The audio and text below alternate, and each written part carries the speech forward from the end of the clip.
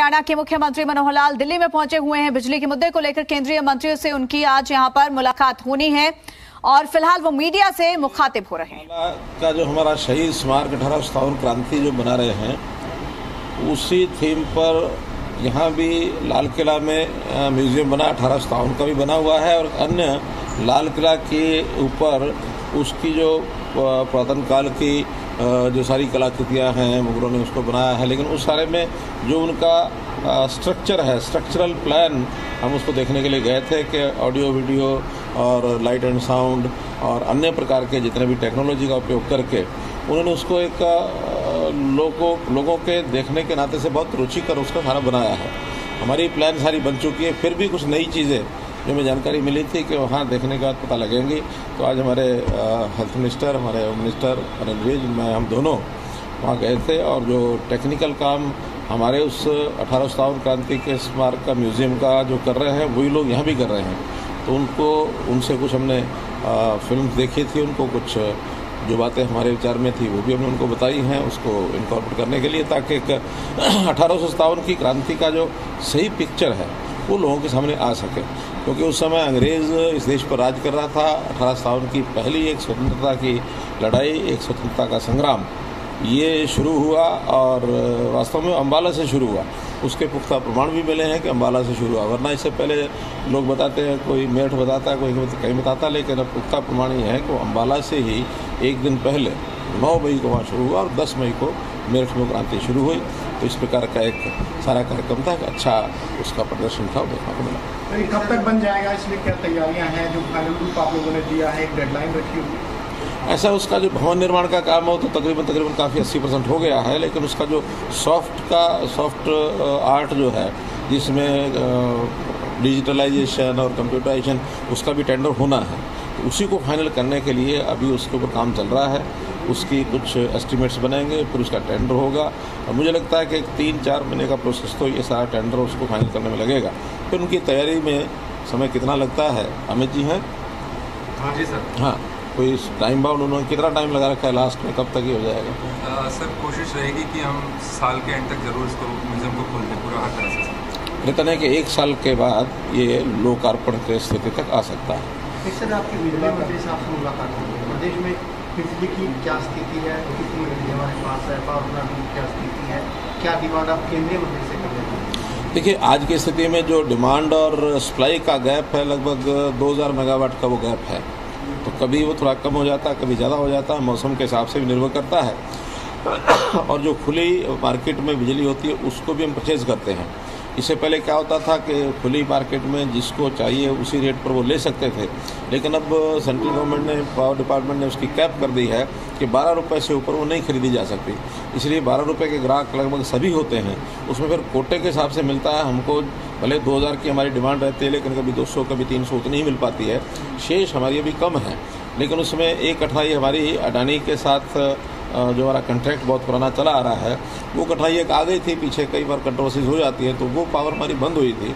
अब उनसे बातचीत हो गई है 1 तारीख से, परसों से, और वो 500 मेगावाट की बिजली वो रिस्टोर करेंगे। आने वाले 10 दिन के बाद और एक 500 मेगावाट वो रिस्टोर करेंगे। तो मुझे लगता है 15 मई से पहले ये सारी चीज़ ठीक हो जाएगी। लेकिन अभी भी कोई बहुत ज़्यादा हमारे यहाँ ऐसा विषय नहीं है कि जिसकी बहुत कोई स्थिति आउट ऑफ हैंड है। बहुत प्रदेशों में तो बिजली का बहुत ज़्यादा संकट है। पंजाब को देख लें, आसपास के और प्रदेशों को देख लें, हमारी स्थिति उन प्रदेशों की बनिस्बत थोड़ी बेहतर है। हमने अपील की हुई है जनता को और उसमें कुछ घोषित कट लगाए जाते हैं, इंडस्ट्री को भी लगते हैं, रेजिडेंस को भी लगते हैं, डोमेस्टिक को भी लगते हैं। तो ऐसा जनता सहयोग कर रही है। मैं इस बारे में जनता का धन्यवाद करता हूँ। 500 मेगावाट पावर परचेज की परमिशन दी गई है, जो जानकारी चंडीगढ़ से आ रही है। 500 मेगावाट पावर परचेज कमेटी की तरफ से परमिशन दे दी गई है। जो रेट से जानकारी है 5.70 MB पावर और RKM से कुछ ऐसी मंजूरी सर आज हुई? वो उसका अडानी की पावर से कोई लेना देना नहीं, ये अलग एक कंपनी है। उस कंपनी ने 5 रुपये 70 पैसे का रेट कोट किया है। अभी बातचीत चल रही है, हमको वो लेनी है कि नहीं लेनी है, क्योंकि वो एक टेम्परेरी 3 साल का एक कोट किसी ने दिया कि वो पावर दे सकते हैं। अभी हमारी बातचीत चल रही है। अगर उससे सस्ती कहीं मिलेगी तो हम सस्ती लेंगे, सस्ती नहीं मिलेगी तो 5.70 लेंगे, क्योंकि सीज़न में तो ये 3-4 महीने ये पहले तो 17-18 रुपये भी कभी कभी ली जाती थी, 12 रुपये भी आ गई है। तो हम देखेंगे कि साल भर का एक तरफ 12 रुपये, फिर कभी सस्ती भी होती है, 2.5-3 रुपये भी होती है। ऑन एवरेज अगर वो 5.70 या उसके आसपास होगी तो उसको खरीदें। अडानी बिजली पुराने रेटों पे देंगे? नहीं, ये पुराना। हाँ, अडानी का तो जो रेट पुराना ही है, वो कुछ और टेक्निकल कारण थे जिसके कारण से कुछ झगड़े की बातें हुई थी। लेकिन अब जो क्या था कि हाँ, वो लोग इम्पोर्टेड कोल और डोमेस्टिक कोल दोनों का ही हम पावर लेते थे, 70% 30%। तो 30% इम्पोर्टेड कोल है, उसके रेट्स बहुत ज़्यादा बढ़ गए, स्टीप हाइक हो गया।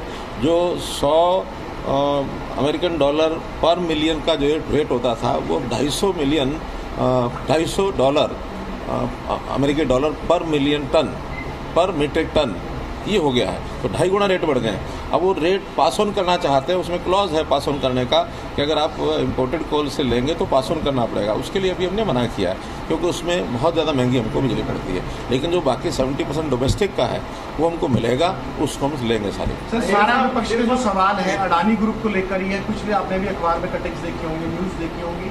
मुख्यतः चाहे दीपेंद्र हुड्डा की बात हो, नए प्रदेश अध्यक्ष बने हो, इसी बात को लेकर सरकार पर निशाना साध रहे हैं कि अडानी ग्रुप से जो करार था, इस प्रेशर की वजह से उसको डिलीवर नहीं करा पा रहे हैं और नाम ले लेके उस पर ही निशाना साधा जाए। अडानी ग्रुप के साथ कॉन्ट्रैक्ट इन लोगों ने किया था, हमने नहीं किया। आज से 15 साल पहले किया था, लेकिन उसमें इतना वो पीपीए की जो कमियां छोड़ी गई थी, उन कमियों का लाभ आज अडानी उठा रहा है।